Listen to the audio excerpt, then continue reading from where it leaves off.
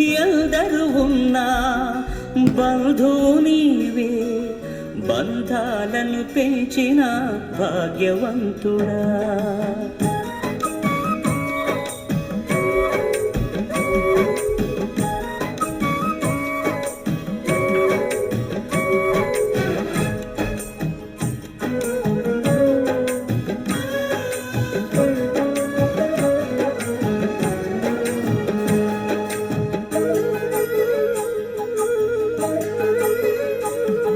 పదే పదే నేను పాడుకోనా, ప్రతి చోట నీ మాట నా పాటగా.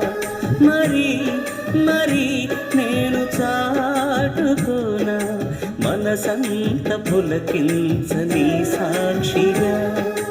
నా జీవిత గమనానికి గమ్యము నీవే,